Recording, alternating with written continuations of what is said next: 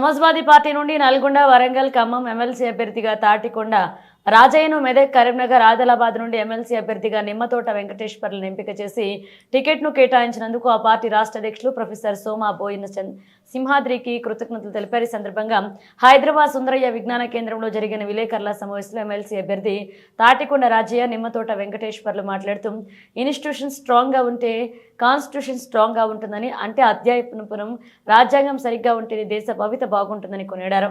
నిరుద్యోగ సమస్య రాష్ట్రంలో తీవ్రతరంగా ఉందన్నారు. రాష్ట్ర ప్రభుత్వం తన ఆదాయాన్ని చేసుకున్నదే తప్ప యువత పేడదారిన పడుతున్న సంగతి పడకేసిందని దుయ్యబడ్డారు.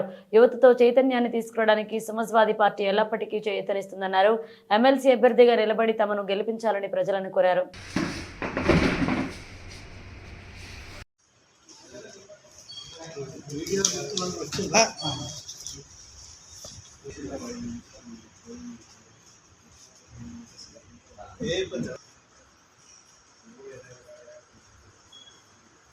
అన్న మైక్ పట్టుకో.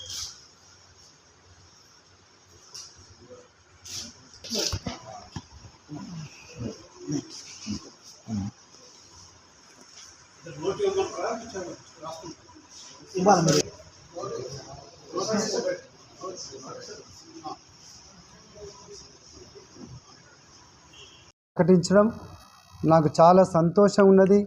ఒక 1000 ఏనుగుల బలం ఉన్నది. 2017లో రిటైర్ అయిన తర్వాత 2018లో సమాజ్వాదీ పార్టీ నుంచి జనగాం ఎమ్మెల్యేగా పోటీ చేశాను. సమాజ్వాదీ పార్టీ తరఫున 2019లో కూడా టీచర్స్ ఎమ్మెల్సీగా పోటీ చేశాను.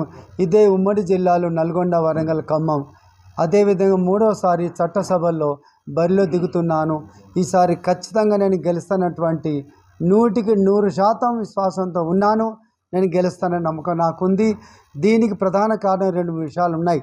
నేను గత 40 సంవత్సరాల నుండి నేతాజీ ములాయం సింగ్ యాదవ్, లోహియా విచార్ మంచ్, జార్జ్ ఫెర్నాండెస్, బద్రిసాల్ పిట్టి, కేశవరావు జాదవ్ ఈ మహానాయకుల యొక్క స్ఫూర్తితో సోషలిస్ట్ ప్యాటర్న్ పైన బాగా నేను అట్రాక్ట్ అయ్యి దాదాపు 40 సంవత్సరాలు పైగా నేను ఇదే ప్యాటర్న్లో పూర్తి రాయల్టీతో ఉన్నాను. కాబట్టి నాకున్న రాయల్టీ గమనించి మా రాష్ట్ర నాయకత్వం నన్ను మరొకసారి మీరు పోటీ చేసి గెలిచిరండి అని మద్దతు ప్రకటించడం చాలా ఆనందంగా ఉన్నది. సరే, కృతజ్ఞతలు. నినాదాలతో వెళ్తున్నాను. నేను బాగా నమ్ముతాను, ఇన్స్టిట్యూషన్ స్ట్రాంగ్ ఉంటే కాన్స్టిట్యూషన్ స్ట్రాంగ్ ఉంటుంది.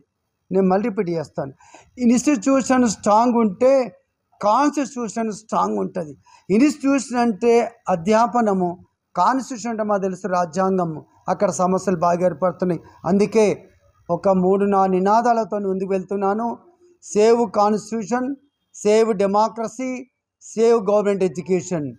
అకాడమిక్ ఎంపవర్మెంట్ కావాలని, దాని నుండి సోషల్ ఎంపవర్మెంట్ కావాలని, ఈ 5 సాధ్యమైనప్పుడు పొలిటికల్ ఎంపవర్మెంట్ ఖచ్చితంగా వస్తుందనే నమ్మకంతో ఈ 6 వారంటీల అభిప్రాయాలతో నేను వెళ్తున్నాను. మరి ST welfare, BC welfare, minority welfare, Navodaya schools, Kasturba schools, తర్వాత government junior college, degree college, engineering college, pharmacy college, professor Osman university teacher అందరు ఖచ్చితంగా నాకు సమ్మతించి గెలిపించి కౌన్సిల్కి సాగనంపుతారని పూర్తి నమ్మకం.